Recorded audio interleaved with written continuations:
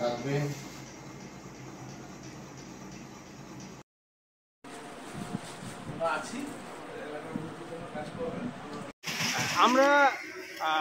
সমাজতান্ত্রিক বঙ্গীয় পুরুষ মোর্চার প্রতিনিধিরা সদস্যরা আজকে থানায় একটা ডেপুটেশন নিয়ে আমরা হাজির হয়েছি।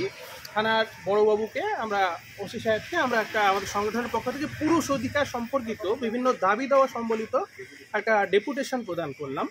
উনি আমাদের দাবির সঙ্গে সহমত হয়েছেন এবং এই ডেপুটেশনটা গ্রহণ করেছেন। এখন বিষয় হচ্ছে আমাদের ডেপুটেশনের বিষয়বস্তুটা কী। তো আমাদের সংগঠনটি মূলত একটি পুরুষ অধিকার সংগঠন।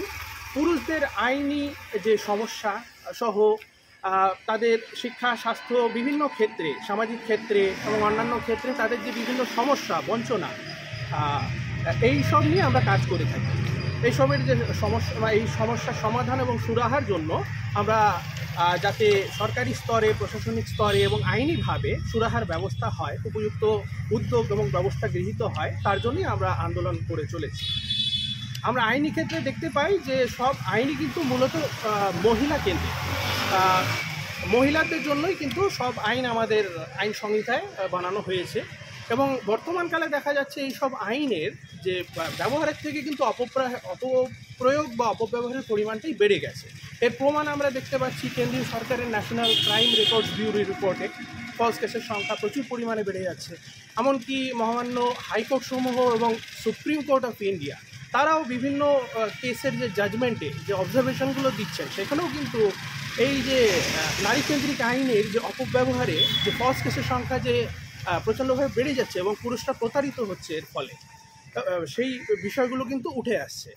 সেই সঙ্গে দেখা যাচ্ছে এর ফলে নিপীড়িত হয়ে, জর্জরিত হয়ে পুরুষরা আর কোনো পথ না পেয়ে আত্মহত্যা করতে বাধ্য হচ্ছেন। এনসিআরবি রিপোর্টেও আমরা দেখতে পাচ্ছি মহিলাদের তুলনায় আজকের দিনে পুরুষদের আত্মহত্যার পরিমাণ প্রায় 3 গুণ বেড়ে গেছে। এবং আমরা শিক্ষাক্ষেত্রে দেখতে পাই, স্বাস্থ্যক্ষেত্রে দেখতে পাই, বা অন্যান্য যে প্রশাসনিক বা সরকারি স্কিম প্রকল্পগুলো আছে, যোজনাগুলো আছে, সেখানেও কিন্তু সব প্রকল্পই কিন্তু মহিলা কেন্দ্রিক, মহিলামুখী, মহিলাদের জন্যই।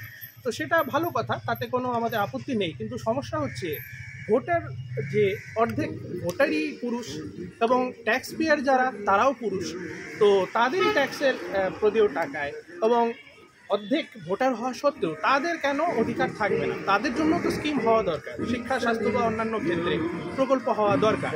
ছাত্ররা আমরা দেখছি পড়াশোনার ক্ষেত্রে ড্রপ আউট হয়ে যাচ্ছে প্রচুর পরিমাণে। শিক্ষা, স্বাস্থ্য মানে স্বাস্থ্যের দিক থেকে তাদের এই জন্যই আজকে থানায় এসেছিলেন এবং ডেপুটেশন দিলেন। আপনার নাম আর পরিচয়? আমার নাম বিশ্বনাথ দত্ত, আমি সমাজতান্ত্রিক বঙ্গীয় পুরুষ মোর্চার উত্তরবঙ্গ শাখার সভাপতি।